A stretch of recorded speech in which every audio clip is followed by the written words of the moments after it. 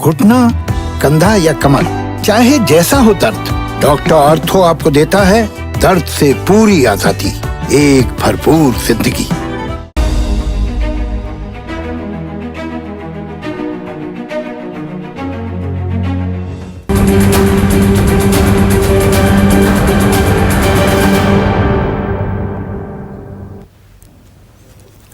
नमस्कार, मैं हूं संदीप चौधरी। आज सबसे बड़ा सवाल में हम बात करेंगे किसान आंदोलन की। 99 दिन हो गए हैं किसानों के आंदोलन को। तीनों कानून निरस्त किए जाएं, रद्द किए जाएं, न्यूनतम समर्थन मूल्य को कानूनी जामा पहनाया जाए, ये मांगे हैं किसानों की मोटी मोटी। लेकिन कोई रास्ता, कोई हल नहीं निकलता दिखाई दे रहा है। 22 जनवरी को आखिरी बातचीत हुई थी, आज 4 मार्च है और बातचीत के रास्ते खुलते भी नहीं दिख रहे हैं, यानी कि बातचीत ठप। तो ऐसे में क्या कानून पर अड़ी रहेगी सरकार, उधर किसान आंदोलन पर अड़े रहेंगे, तो रास्ता क्या निकलता है। और मैं पहले दिन से यह बात कहता आया हूं कि रास्ता अगर निकलेगा तो वो एमएसपी के जरिए होकर ही निकलेगा। मिनिमम सपोर्ट प्राइस, न्यूनतम समर्थन मूल्य। और यहां समझने की जरूरत है, अभी भी लोगों के मन में बहुत सी शंकाएं हैं, बहुत सी भ्रांतियां हैं एमएसपी को लेकर। यह मैक्सिमम सपोर्ट प्राइस नहीं है जैसे मैक्सिमम रिटेल प्राइस होता है, यह न्यूनतम समर्थन मूल्य है। यह लाभकारी मूल्य भी नहीं है। किसान यह नहीं कह रहा कि हमें ऐसे दाम दे दो कि हमारी बल्ले बल्ले हो जाए लेकिन देश की अर्थव्यवस्था की रीढ़ टूट जाए। न्यूनतम, इसे समझने के लिए मैं मिनिमम वेजेस की बात करना चाहूंगा। मिनिमम वेज, न्यूनतम आप किसी को भत्ता क्या दोगे। और यहां पर 1 अक्टूबर 2020 से न्यूनतम जो वेजेस हैं वो लागू किए गए थे। उनके नए आंकड़े, ये ministry of labour and employment के आंकड़े हैं, और इसमें न्यूनतम जो भुगतान आप किसी को करोगे, मजदूर को, 400 रुपए से नीचे नहीं हो सकता है। अनस्किल्ड हो 400 रुपए, थोड़ा सा स्किल ज्यादा हो, सेमी स्किल्ड उसको आप कह सकते हैं, तो वो 427, स्किल्ड 475, हाईली स्किल्ड 528। अलग अलग हैं। अगर आप खदानों में काम कर रहे हैं, ऊपर काम कर रहे हैं, या अंदर जाना पड़ रहा है, माइंस के अंदर जा रहे हैं, उसमें अलग आंकड़े हो जाते हैं। 427, 534, 639, 745, ये सारे ऑर्डर्स मेरे पास हैं। अब आप कहेंगे ये क्यों समझा रहे हैं? इसकी वजह है, एक मजदूर भी, अनस्किल्ड लेबर, कम से कम देश में उसे 400 रुपए प्रतिदिन मिलेंगे, यानी कि 12,000 रुपए महीना। और किसान की आय कितनी है? 8,670 रुपए, मात्र 8,670 रुपए, 86%। अब यहां भी समझने की जरूरत है। बहुत से लोगों को यह लगता है अरे किसान तो मर्सिडीज में घूमते हैं, पजीरो में घूमते हैं, सैकड़ों एकड़ जमीन है, बच्चे बोर्डिंग में पढ़ते हैं, जीन्स पहनते हैं, अंग्रेजी बोलते हैं। इस बात को लेकर भी लोगों के बड़ा पेट में दर्द होता है, जबकि एक आम बात हो गई है आज की तारीख में। इनमें से ये अपवाद हैं, ये किसान इक्का दुक्का हैं। मेरे साथ एक्सपर्ट्स का पैनल है, वो एग्जैक्ट आंकड़ा भी बता देंगे। लेकिन 86% किसान 2 एकड़ या उससे कम के किसान हैं। छोटे मझोले सीमांत किसान इन्हें कहते हैं, यानी कि 10 बीघे जमीन। घर का काम, घर का खर्च निकालना मुश्किल हो जाता है, इसीलिए 4 लाख किसानों ने आत्महत्या कर ली है। एनसीआरबी का यह सरकारी आंकड़ा है, 1996 से यह दर्ज होना शुरू हुआ है। किसान संगठन कहते हैं यह आंकड़ा तो 25 लाख के करीब का है। तो खैर, मैं मुद्दे पर आता हूं। यह लाभकारी मूल्य नहीं है, मजदूरी से भी कम कमाता है किसान।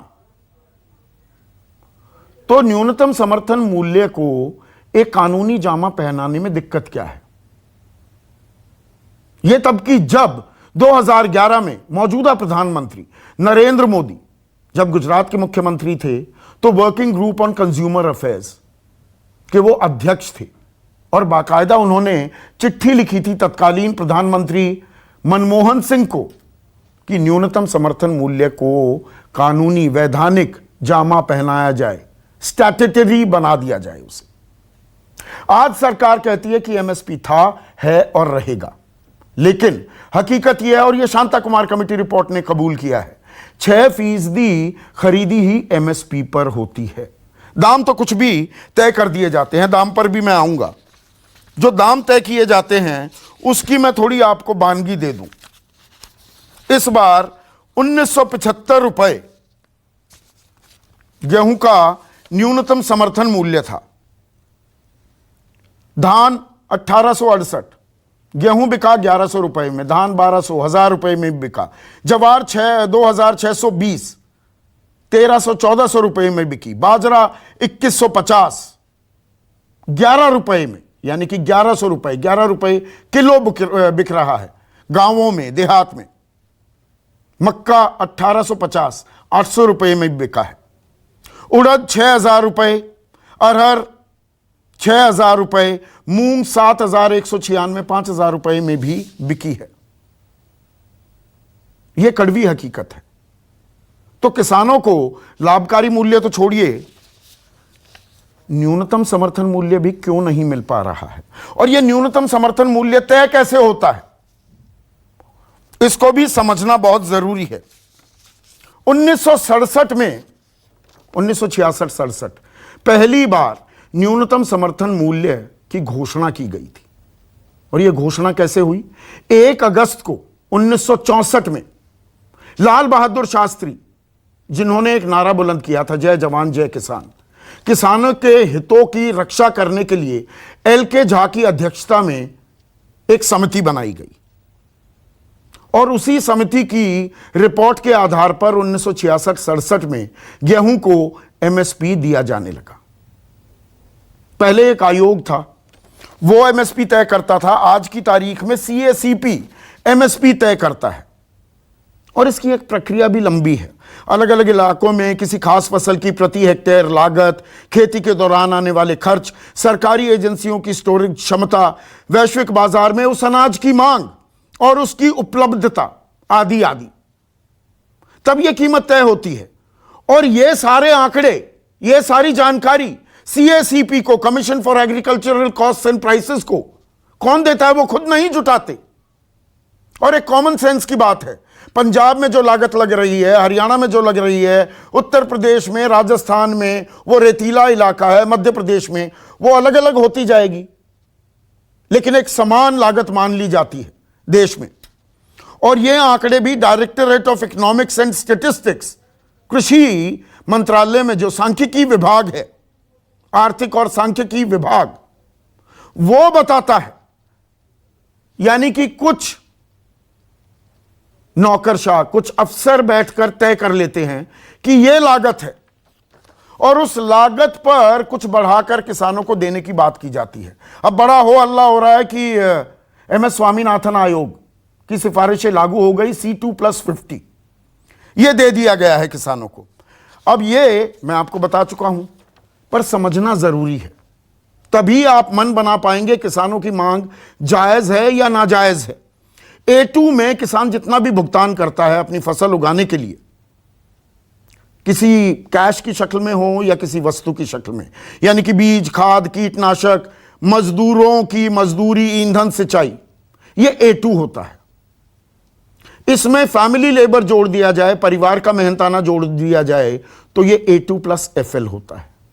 कहा जाता है हम C2+50 दे रहे हैं। C2+50, C2 क्या है? इसमें जमीन की कीमत भी जोड़ी जाती है, जमीन का किराया, खेतीबाड़ी के काम में लगी स्थायी पूंजी पर ब्याज भी शामिल किया जाता है, जैसा किसी भी कारोबार में होता है, पर वो यहां नहीं किया जाता। C2+50 नहीं दिया जा रहा है। फरवरी 2015 में सरकार ने बाकायदा हलफनामा दिया था सुप्रीम कोर्ट में। Manjeet Singh additional solicitor general थे, सरकार का पक्ष रख रहे थे कि ये हम दे नहीं पाएंगे। इससे तो सारा का सारा संतुलन डामाडोल हो जाएगा। 22-22 लाख करोड़ रुपए एनपीए में तब्दील हो जाते हैं उद्योगपतियों के, तब देश की अर्थव्यवस्था का संतुलन नहीं बिगड़ता है, किसानों को पैसे देने में संतुलन बिगड़ने की बात की जाती है। अब यह भी कहा जा रहा है 17 लाख करोड़ रुपए का अतिरिक्त बोझ हो जाएगा। यह आंकड़ा कहां से आया, यह मेरी समझ से परे है। यह मैंने खूब तफ्तीश, खूब रिसर्च करने की कोशिश की, और यह आंकड़ा तब तो मैं मान भी लूं कि सारी खरीदी सरकार करेगी। सरकार नहीं करती है सारी खरीदी, 6% खरीदी हो रही है आज की तारीख में, 10% भी मान लो, बाकी तो बाहर हो रही है। और फर्ज कीजिए 17 लाख की खरीदी भी होगी तो सरकार उसमें आग थोड़ा लगाएगी, उसे आगे बेच सकती है। तो यह अपने आप में कुछ ऐसे सवाल हैं जिनके जवाब जरूर तलाशने होंगे। और आज कार्यक्रम क्यों कर रहा हूं, क्योंकि स्पेन ने पिछले साल एक कानून बनाया कि कॉस्ट ऑफ प्रोडक्शन से नीचे कोई भी खरीदी होगी, वहां किसानों को बहुत नुकसान हो रहा है। पूरी दुनिया में यही आलम है, बहुराष्ट्रीय कंपनियों का दबदबा है। स्पेन ने कानून बनाया है, 17 फरवरी को यह लागू हो गया है कि लागत से नीचे अगर खरीदी हुई तो 3000 यूरो से 1 लाख यूरो तक का जुर्माना, और कई जगह तो 1 मिलियन यानी कि 10 लाख यूरो का जुर्माना। 1 लाख यूरो, 1 यूरो लगभग 90 रुपए का है, 88 रुपए, तो 90 लाख रुपए तक का जुर्माना। एक्सट्रीम केसेस में 9 करोड़ रुपए का जुर्माना अगर किसान की लागत से नीचे खरीदी हुई। ऐसे ही कानून फ्रांस और जर्मनी में भी बनाए जा रहे हैं।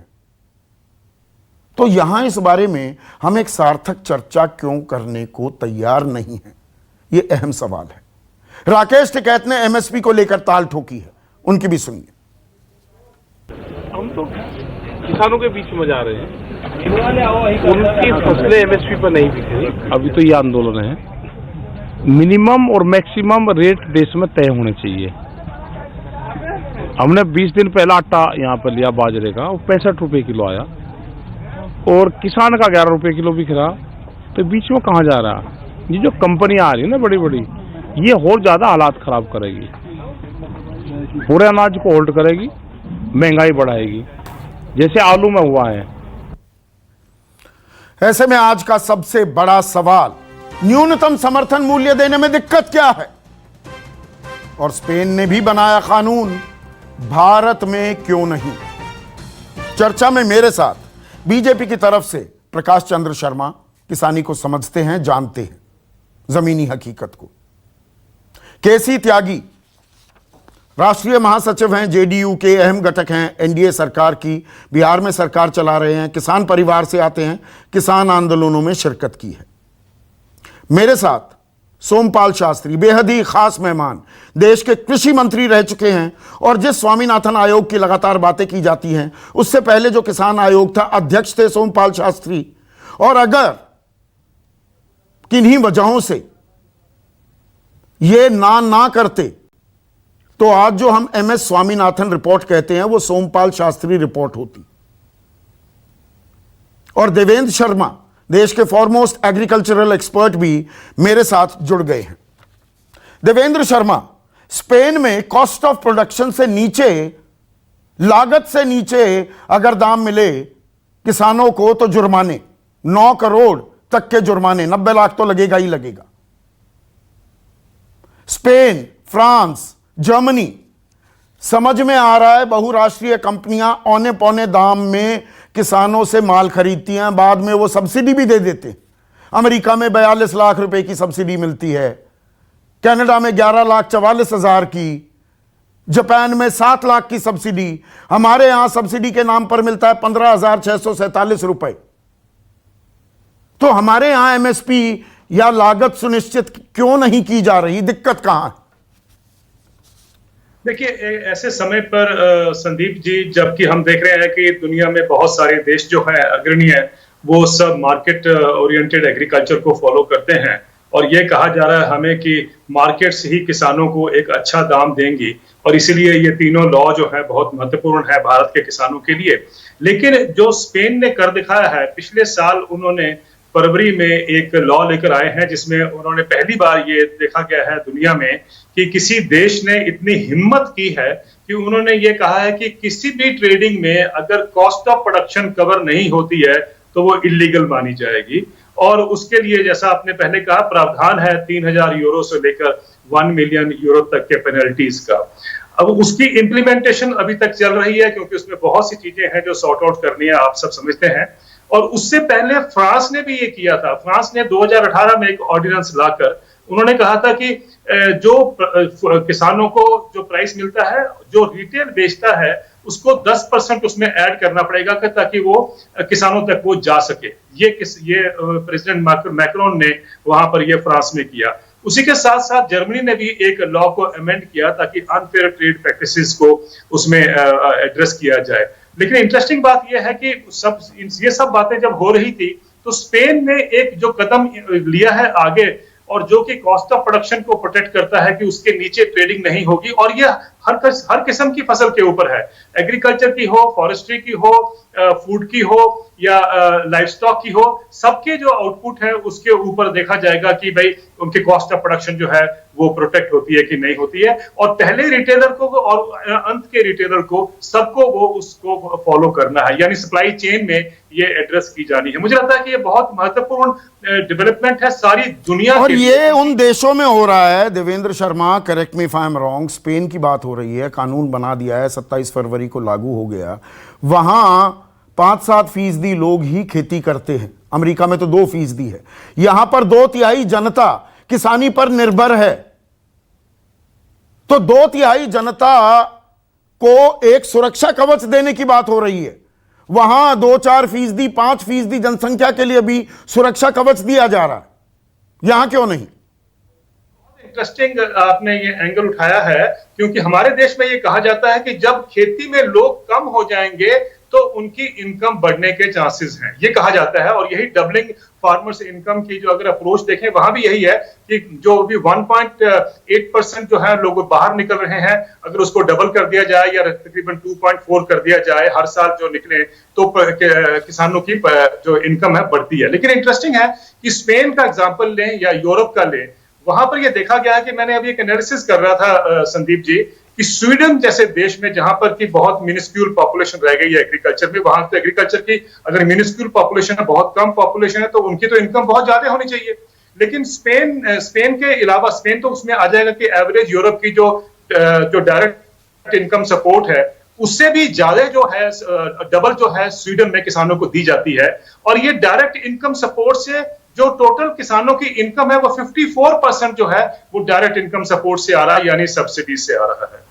तो ये इसका मतलब है कि उसके बावजूद भी अगर यूरोप में, जैसा कि मैंने कहा कि स्पेन में जो एवरेज डायरेक्ट इनकम सपोर्ट है, उसके बावजूद भी अगर किसानों की इनकम नहीं बढ़ती है, और किसानों के वहां भी प्रोटेस्ट हुए, कई हफ्ते प्रोटेस्ट हुए स्पेन में पिछले साल, और उसके बाद सरकार ने ये स्टेप लिया कि कॉस्ट ऑफ प्रोडक्शन को प्रोटेक्ट करने की उन्होंने बात की कि उसके नीचे ट्रेडिंग जो है वो उन्होंने इलीगल। सोमपाल शास्त्री, एमएसपी में पेच कहां है?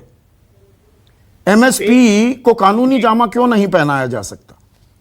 पेच कहीं नहीं है। जितना विवरण संदीप जी आपने दे दिया और डॉक्टर देवेंद्र शर्मा ने दे दिया, क्योंकि अंतर्राष्ट्रीय अर्थव्यवस्था, खासतौर से कृषि से संबंधित जितने मुद्दे हैं उसमें डॉक्टर देवेंद्र शर्मा एक अथॉरिटी माने जाते हैं। प्रत्येक देश का विवरण इनको जानकारी है। खोट कहीं नहीं है, कमी कहीं नहीं है, केवल नियत का खोट है। और सरकार यह मानकर चल रही है कि किसान को कुछ जानकारी नहीं है, और हम इन्हें इन सुधारों का छलावा दिखाकर इनकी आमदनी दोगुनी करने का नारा देकर, बहकाकर ये कर लेंगे, और पीछे से एमएसपी से इनको वंचित कर देंगे। ये हर एक चर्चा में, मैं जब से ये विषय उठा है 3 महीने से ज्यादा हो गए, बार बार मैं दोहरा रहा हूं। देखिए, इसमें 4 बातें हैं। नंबर 1, अगर ये संभव नहीं था तो इन्होंने 14 के चुनाव में इसका इतना प्रचार क्यों किया? 15 में जो आपने शपथ पत्र की बात कही वो कहा, फिर 18 में आकर लागू किया, उसमें फिर एक दोबारा झूठ बोल दिया कि हमने स्वामीनाथन आयोग की सिफारिश लागू की है, जबकि अब वो सर्वविदित हो चुका है, सबको पता लग चुका है कि वो A2+ FL के स्तर पर किया है, C2 से नीचे। तीसरी बात जो आप अंतर्राष्ट्रीय बात कह रहे हैं, ये कहा जाता था कि अगर हमने दाम बढ़ाए तो WTO की नियमावली में हमको आयात करना पड़ेगा अंतर्राष्ट्रीय बाजार से, जिंसों के बाजार वो भाव हमारे बढ़ जाएंगे। परंतु जितनी सब्सिडी वहां दी जाती है, जिसका विवरण आप भी दे चुके हैं, डॉक्टर देवेंद्र शर्मा भी दे चुके हैं, तो हमारा किसान बाजार में कैसे प्रतिस्पर्धा कर सकता है? तो वहां जितनी सब्सिडी मिलती है उसकी अगर 1/10 भी हमें मिल जाए तो हम प्रतिस्पर्धा कर लेंगे। फिर उसके बाद ये बात आती है कि किसानी का व्यवसाय इस प्रकार का है, पूरे विश्व में इस बात को स्वीकार किया जाता है, नीति निर्माताओं के द्वारा भी, अर्थशास्त्रियों के खेत की तैयारी से लेकर फसल काटने तक उसके परिवार के और खेत पर आने वाले खर्चे चलते हैं। और जब उसकी जिन्स आती है खेत में तो उसकी प्रतीक्षा करने का धैर्य समाप्त हो जाता है, तो उसको डिस्ट्रेस सेल करना पड़ता है। उस डिस्ट्रेस सेल से किसान को निजात दिलाने के लिए जो स्पेन ने किया, जो 1932 में प्रेसिडेंट रूजवेल्ट ने अमेरिका में किया था, और तब से व्यवस्थाएं चली आ रही हैं। 4 प्रकार की हैं। एक अमेरिका की व्यवस्था है, दूसरी यूरोपियन इकोनॉमिक कम्युनिटी की व्यवस्था है, तीसरी आपने अभी स्पेन का उदाहरण दिया, चौथा आपने जापान का दिया। तो चारों में से किसी न किसी प्रकार किसान का हाथ सरकार के द्वारा अगर नहीं पकड़ा जाता तो उसकी अर्थव्यवस्था नहीं चल सकती, वह भुखमरी के कगार पर रहेगा ही। तो इसमें कमी कुछ नहीं है। ये भी बहाना किया जाता है कि अगर हमने पूरी खरीद कर ली तो 17 लाख करोड़ लगेगा। आपने सही फरमाया, तो उसमें आग थोड़ा ही लगानी है आपको या समुद्र में फेंकना है आपको।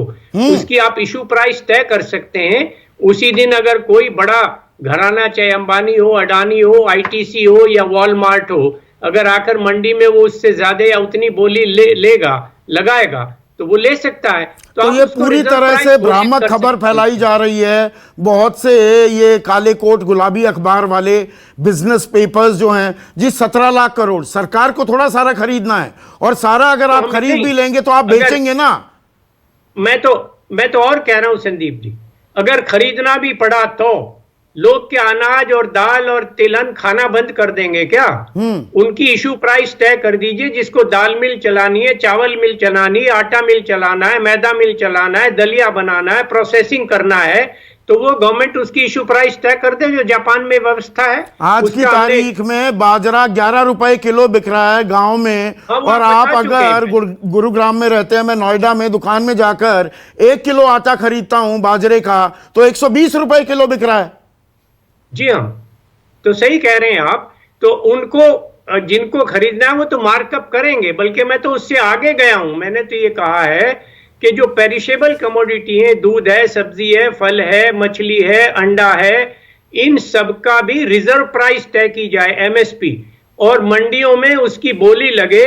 आज 6-7 हजार मंडी हैं हमारे देश में, चाहिए करीब हमको 42 से 45 हजार मंडी। प्रत्येक मंडी में, अभी मैं कृषि मंत्रालय के किसी अधिकारी ने मुझे बताया, मैं नाम नहीं लेना चाहूंगा, कि 16 रुपया लागत आती है प्रति किलो प्याज की। मैंने अपने खेत पर उगाया था अब से 5 साल पहले, उस समय 7 रुपए आती थी।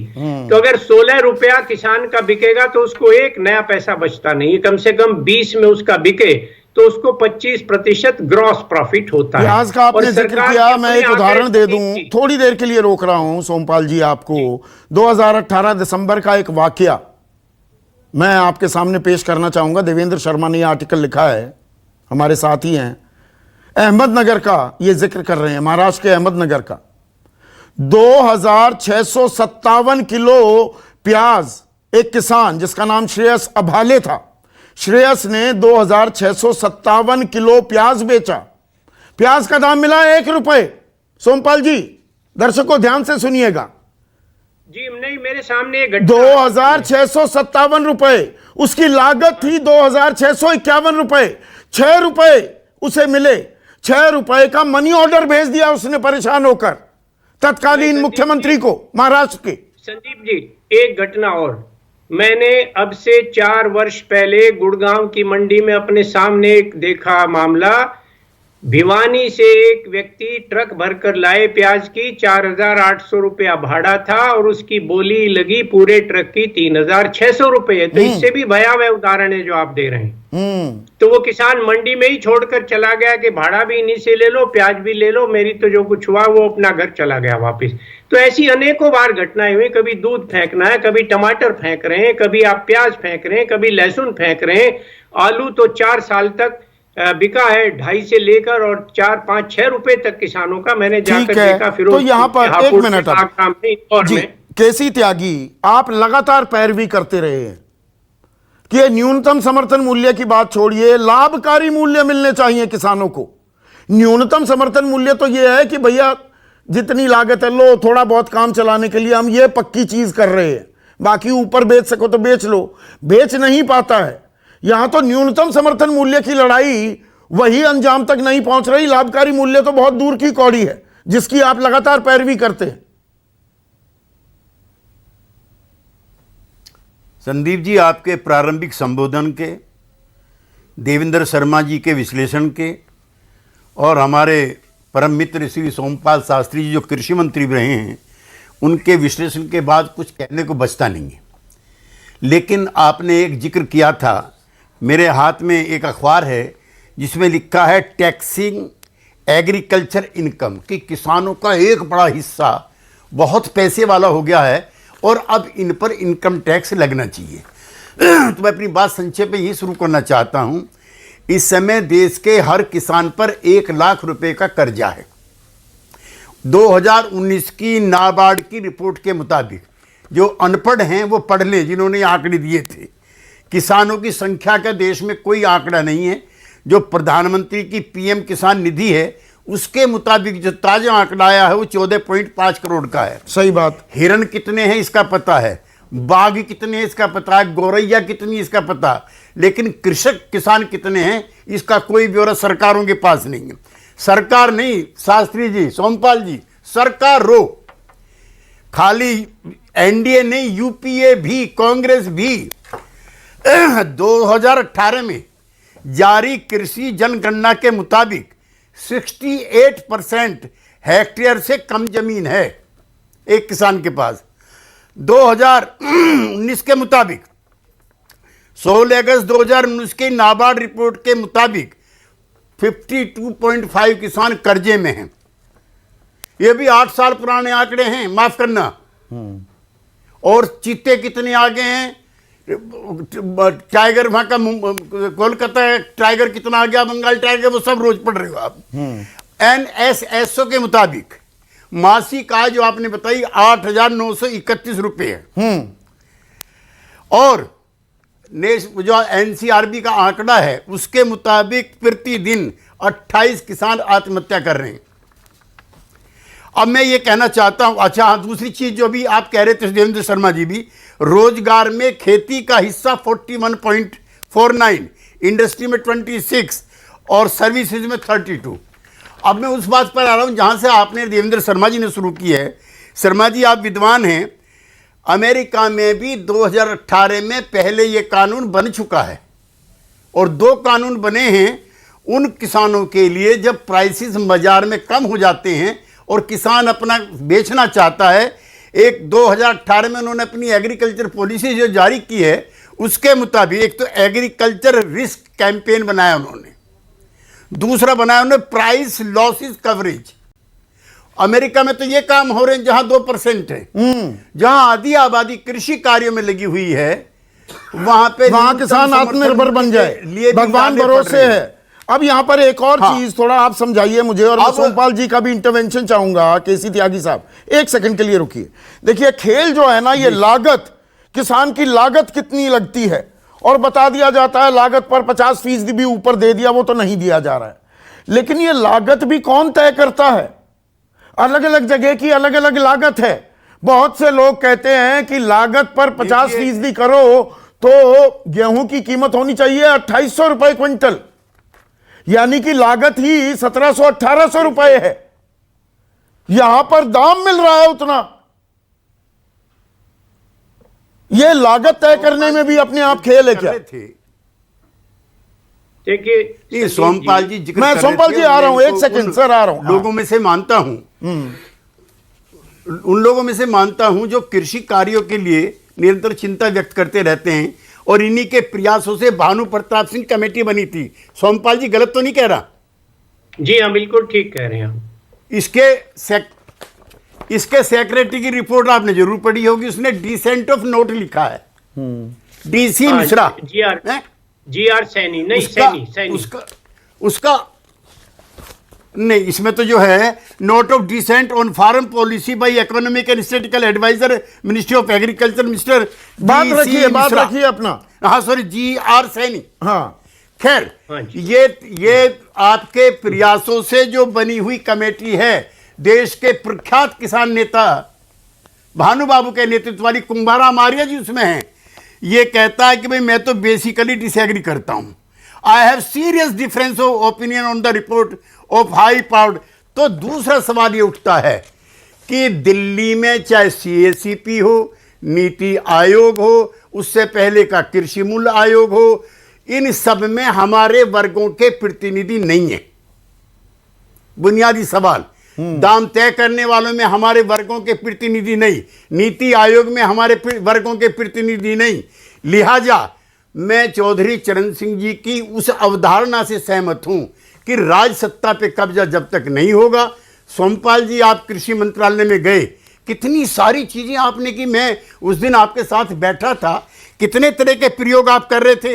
अब जो है जी, मुद्दे पर रहते हैं, मुद्दे पर रहते सवाल हैं। अब ये कोई 6 साल का नहीं है, ठीक है। एक मिनट सोमपाल शास्त्री, उसके बाद मैं प्रकाश चंद्र मिश्रा, प्रकाश चंद्र शर्मा पर जाऊंगा। खराब हो गया। सोमपाल शास्त्री को लाइए स्क्रीन पर। सोमपाल शास्त्री, ये लागत कैसे तय होती है? देखिए, किसान कंफ्यूज्ड है। नहीं, वो किसान को तो जिस तरह से वे लागत लगाते हैं, किसान को पूछा नहीं जाता। अगर लागत कैसे तय करनी होती है तो आपको, जो आपने directorate of economics and statistics है, उसकी रिपोर्ट देखिए। जो विभिन्न कृषि विज्ञान केंद्र और कृषि विश्वविद्यालय हैं भारत भर में, उनकी तरफ से जो लागत के आंकड़े हैं उनको देखिए। मेरे पास अभी 3 रिपोर्ट पड़ी हैं, अब समय नहीं है, मेरी लाइब्रेरी में रखी हैं। मैंने हरियाणा एग्रीकल्चर यूनिवर्सिटी और पंजाब एग्रीकल्चर यूनिवर्सिटी के विभागों की रिपोर्ट मेरे पास हैं। धान में और गेहूं में 5,400 और 7,000 कुछ रुपया प्रति एकड़ ग्रॉस प्रॉफिट आता है। सब्जियों की भी उन्होंने कॉस्टिंग मतलब की है। प्रति एकड़ 5 बीघे में 5,000 रुपए का प्रॉफिट, 1 बीघे पर 1,000 रुपए कमाता है, और आज की तारीख में 10 बीघे वाले 86% किसान है।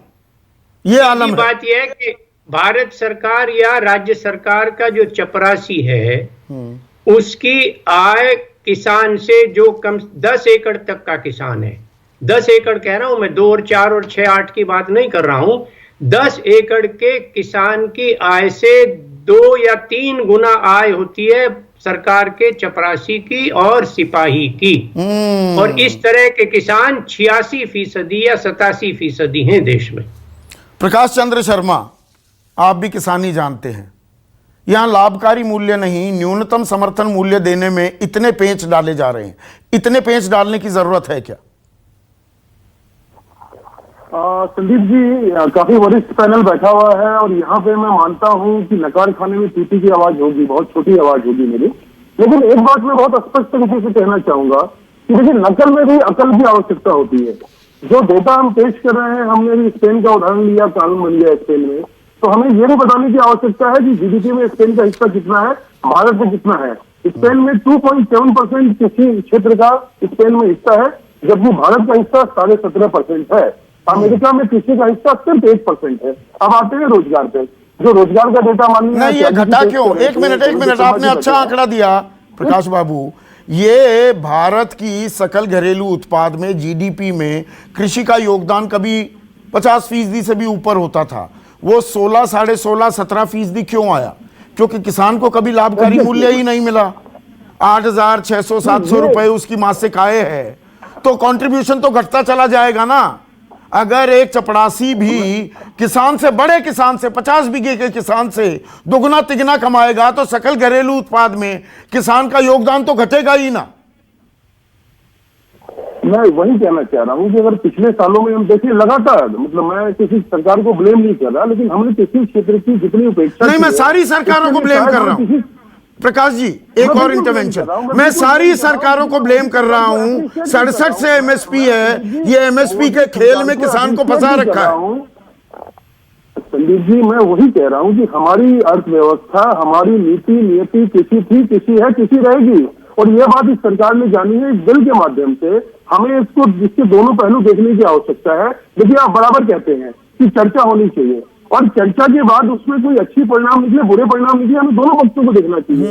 और ये हमें धन्यवाद देना चाहिए सरकार को, इस बिल के माध्यम से कम आज मुख्य पैनल पे प्राइम टाइम पे कृषि आया है, और हर एक देश का नागरिक उसके लिए कंसर्न है। ये सरकार ने किया है या सरकार ने ऐसे कानून लाए कि उस पर आंदोलन हुआ तो ये मुख्य धारा में आ गया? जी नहीं, बिल्कुल नहीं, ऐसा बिल्कुल नहीं है। सरकार की कोई मंशा नहीं है। देखिए, सरकार में दो तरह के लोग हैं। कुछ लोग हैं जो विरोध में हैं, जो बड़े किसान हैं, जो मूलतः बड़े किसान हैं, जो अपने आप को किसान नेता मानते रहे हैं, और उनको लग रहा है कि उनका जनाधार खत्म हो रहा है। लेकिन जो असंगठित लोग हैं, जो 86% से ज्यादा है, उनकी आवाज कौन उठाएगा? क्या सरकार उसके प्रति जिम्मेदार नहीं है? उसकी बात कौन करेगा? अच्छा, छोटे किसानों के लिए ये छोटे किसान नहीं है, वो छोटे किसानों के लिए बिहार में एपीएमसी कानून हटाया गया था 2006 में। किसानों की आमदनी, आम किसान की तो 8,600-700 रुपए है, बिहार के किसान की 42,000 रुपए सालाना, 3,500 रुपए मासिक आय है। 3,500। देखिए संदीप, कहिए कि अगर मैं गलत आंकड़ा दे रहा हूँ। नहीं, मैं आपके किसी आंकड़े पे वो नहीं कर रहा, मैं किसी आंकड़े पे आपकी विवाद क्रिएट नहीं कर रहा, बट मैं दूसरा पहलू आपको दिखाना चाह रहा हूँ। हम छोटा रिश्ता उठा रहे हैं, 16 में था, प्रॉब्लम हुई, लेकिन हम देश को ये भी माने ना कि एक देश होने के बावजूद एक कानून नहीं था। आज वहां से किसान अपना बिल काट के, पंजाब के जो बड़े किसान है, आड़तिये हैं, वो मतलब चावल लाते हैं, वो वहां से दाल लाते हैं और वहां बेचते हैं। पिछले सालों में इंपोर्ट बिल क्यों बढ़ा? हमारे यहाँ दाल का उत्पादन हमने बंद कर दिया। क्या हमें दाल की आवश्यकता नहीं थी? और सिर्फ हम अपने आप को 50% से ज्यादा जो पेरिसेबल आइटम है, फल है, सब्जियां हैं, हमारे यहाँ करके खराब हो जाते हैं। इसके लिए हम आज तक क्यों नहीं? न्यूनतम समर्थन मूल्य को कानूनी जामा पहनाने में क्या दिक्कत है? प्रधानमंत्री ने भी ये सिफारिश की थी 2011 में। देखिए, प्रधानमंत्री ने की है, और प्रधानमंत्री ने जो कहा है उस पर काफी बड़े स्तर तक बिना कहे काम किया है। अगर मैं आपको डेटा दिखाऊं कि 2009 से लेकर 2013 तक 2 लाख करोड़ का हमने धान परचेज किया। पिछले 5 सालों में 4,95,000 करोड़ का हमने धान परचेज किया है। 140% से ज्यादा की वृद्धि है। अगर मैं बात करूं गेहूं का एमएसपी, तो उसे लीगल गारंटी करने में क्या दिक्कत है? 1975 रुपए है। नहीं, सरकार जब कानून लेकर आई थी, अब किसानों से तो बात नहीं की, सहयोगियों से भी बात नहीं की, संगठनों से सलाह मशवरा नहीं किया, अब प्रचार प्रसार की बात हो रही है। हो रही है ना? बात नहीं हो रही संदीप जी। कुछ फूफे हैं जो नाराज हो गए, कुछ घर के सदस्य हैं जो नाराज हो गए, लेकिन उनका रोल भी है। सरकार उनकी बात मान रही है और लगातार चर्चा की। आपने नहीं, क्या आर्थिक बोझ पड़ जाएगा सरकार पर?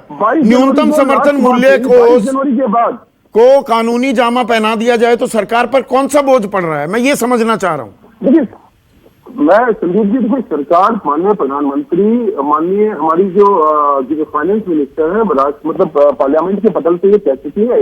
अब जो बात है इसमें सबकी सहमति और एक मतलब एक पूरा नहीं, आर्थिक बोझ क्या पड़ रहा है सरकार पर? क्या बोझ पड़ेगा? 22 लाख करोड़ के एनपीएस, वो मतलब चलिए हो गया, ये उद्योगपतियों के लिए है। 3 लाख करोड़ एमएसएमई सेक्टर को लोन दे दिए जाते हैं। किसानों को 2,000 रुपए एक किस्त में, 6,000 रुपए किसान सम्मान निधि को इतना बड़ा हवा बनाकर पेश किया जाता है। यहां समर्थन मूल्य को लीगल गारंटी देने में प्रॉब्लम क्या है? 17 लाख करोड़ की फिगर तो ऐसे ही हवा में आई है, ये बात तो मानेंगे। गलत तो नहीं मैं कह रहा, या आपकी फिगर है तो आप बताइए प्लीज। संदीप जी, किसान सम्मान निधि को एक मतलब क्वेश्चन मार्क से देखना ये बहुत बड़ा अत्याचार होगा देश के गरीब और किसानों पे, गरीब किसानों पे। आज तक जो आज मतलब एक फाइनेंशियल सेक्टर था, जो फाइनेंशियल साइकिल था किसानों का, क्या होता था? उनको बड़े किसान लोन ले लेते थे, छोटे किसान लोन नहीं ले पाते थे। बड़े उद्योगपतियों को, चंद उद्योगपतियों को, 14 करोड़ किसानों को जो पैसे आप दे रहे हैं उससे कहीं ज्यादा पैसा आप ऐसे ही माफ कर देते हैं। नहीं, वो गलत है। मैं वही तो कह रहा हूँ, 60%, 70% एक्चुअल किसान लोन नहीं ले पाते थे। आज कम से कम डायरेक्ट कैश ट्रांसफर के माध्यम से उनके अकाउंट में जब उनको जरूरत होती है उनको मिलता है, और एक बहुत बड़ी सहयोग राशि है वो। नहीं, यही तो एमएसपी का खेल आता है। एक मिनट देवेंद्र शर्मा, देखिए 6,000 रुपये किसान दे रही है, बड़ा किसानों को सरकार दे रही है, बड़ा अच्छा कर रही है। अब वही 5-10 बीघे का किसान, फर्ज कीजिए वो गेहूं बो रहा है या मक्का बो रहा है, 10 क्विंटल की बात कर रहा हूं मैं, वो तो 1 बीघे में उग जाएगा। 10 क्विंटल मक्का उसे मिलने चाहिए 18,500 रुपये, 1850 का रेट है, बिका उसका 800 रुपये में, 8,000 रुपये मिले, उसको 10,500 का तो नुकसान ही हो गया। वो इस बात में खुश हो जाए मुझे 6,000 रुपये मिल गए साल में, 3 किस्तों में 2-2 हजार करके।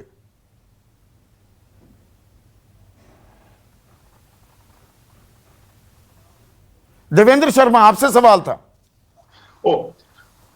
ये आपने बिल्कुल ठीक कहा, क्योंकि जब 6,000 रुपए हम साल की बात करते हैं तो वो मात्र 500 रुपए हर महीने का किसान को उसमें जो ट्रांसफर होता है 500 रुपए है सिर्फ। और 500 रुपए क्योंकि किसान हमारे नंबर बहुत ज्यादा है, तो हम जब जोड़ते हैं तो हम कहते हैं कि 75,000 करोड़ रुपए का हमने किसानों के ऊपर ये डायरेक्ट इनकम सपोर्ट दिया है।